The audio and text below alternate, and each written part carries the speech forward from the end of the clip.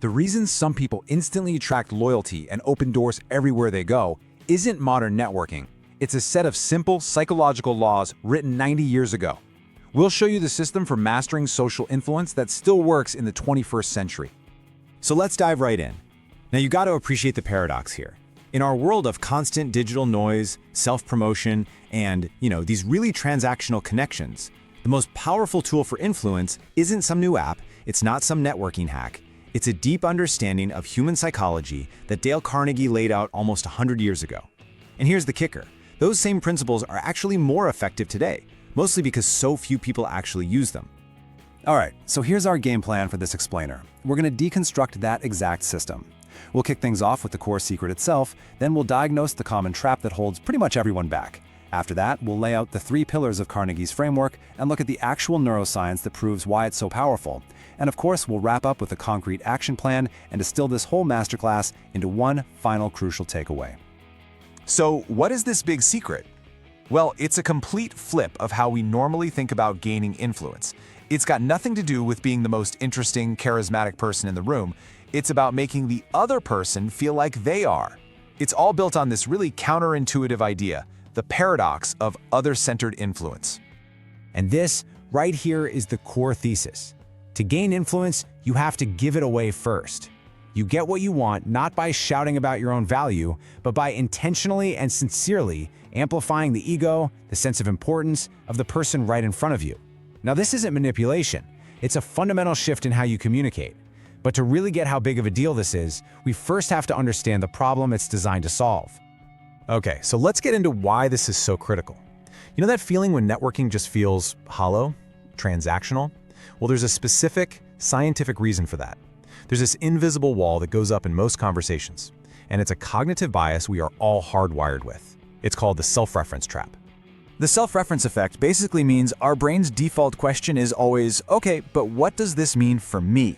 So while you're talking, the other person isn't really truly listening. They're just waiting for their turn to talk, running your words through the filter of their own life, their own goals, their own ego. This internal monologue is the #1 killer of genuine connection. It's exhausting, and it keeps every interaction stuck on the surface. And this brings us to a crucial contrast. On one hand, you've got standard, superficial networking. It's all about self-promotion, it's transactional, and because of that, it keeps the other person's social defenses way up. But Carnegie's system? It's the total opposite. It's other-validating. It's designed to quiet their internal monologue by making the conversation about them. This makes it relational, not transactional, and it just instantly lowers their emotional guard. So why does this work so damn well? Because it taps into the single most powerful and overlooked driver of human behavior.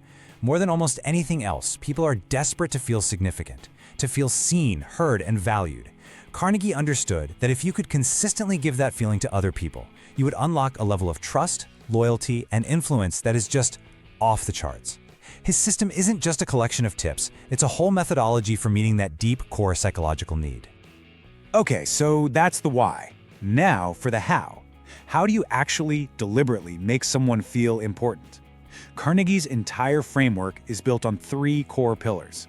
Think of this as the operating system for other-centered influence. These 3 pillars, they work together perfectly. First, you make a commitment to be genuinely interested. Second, you actively validate and recognize their value. And third, you align your goals with what they desire. Let's break each one down. Pillar 1 is the bedrock. This is a conscious decision you have to make to shut down your own self-reference effect. You have to literally suspend your own internal monologue, that little voice that's just dying to jump in with your story, your opinion. Instead, you commit 100% to understanding their world. It takes focus, for sure, but it's the only way to create the space for a real connection to even begin. You're not just waiting for a pause, you're listening to understand. Now, pillar 2, this is where the magic happens. This is the core engine.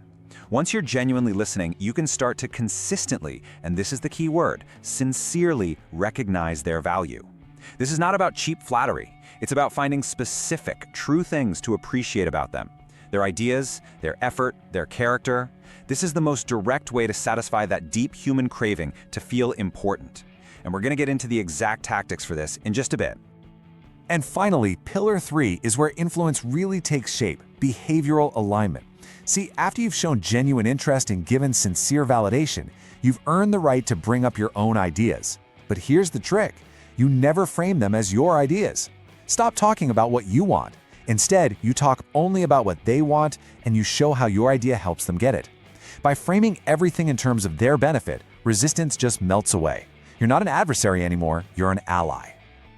What's absolutely incredible is that we can now prove, with modern neuroscience, exactly why this 90-year-old system is so potent. Carnegie was running on pure intuition and observation, but what he was actually doing was hacking the brain's social reward system. The system basically delivers a neurological 1-2-3 punch. First, it directly taps into the brain's validation circuitry. Second, like we talked about, it helps both of you override that draining self-reference effect. And third, it actively reduces defensiveness by calming down the brain's little threat detector, the amygdala. Let's just double-click on that first point.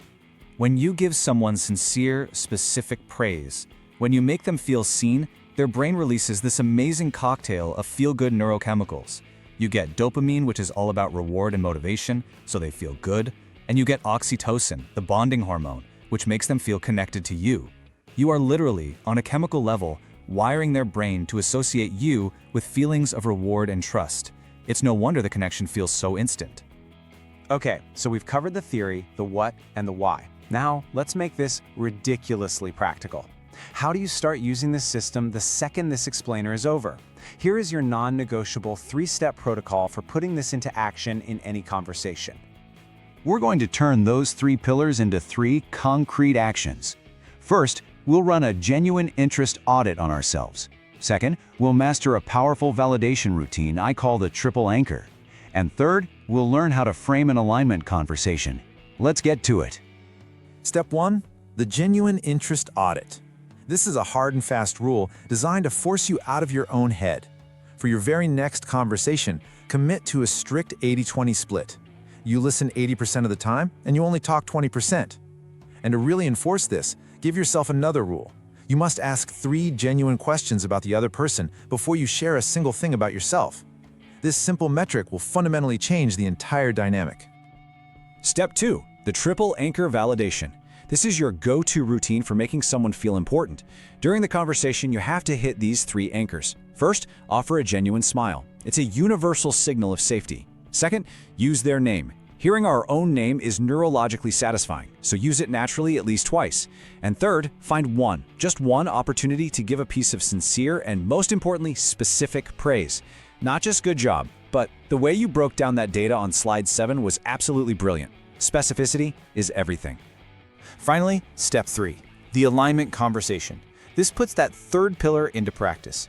Before you make any request or propose any idea, you run it through a simple filter I call the benefit test. You just ask yourself, have I clearly and simply stated how this benefits them? If the answer is no, or if it's even a little complicated, you rework your message until the benefit to them is the clearest thing you're saying. Mastering these 3 steps, the audit, the validation, the alignment, is how you make this whole philosophy second nature. Which brings us to the single most important lesson of this entire masterclass. This is it. This is the whole game. Stop trying to prove how important you are. Stop selling yourself. Stop selling your ideas.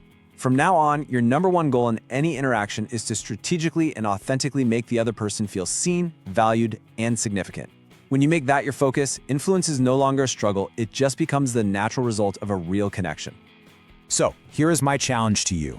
Not tomorrow, not next week. In the very next conversation you have after this, doesn't matter if it's with a client, a coworker, your spouse, I challenge you to consciously execute the full triple anchor validation. Smile, use their name twice, and find one piece of sincere, specific praise to offer. Just do that one thing and watch what happens. So let's wrap this masterclass up. Dale Carnegie's system is the ultimate solution to superficial networking and emotional resistance.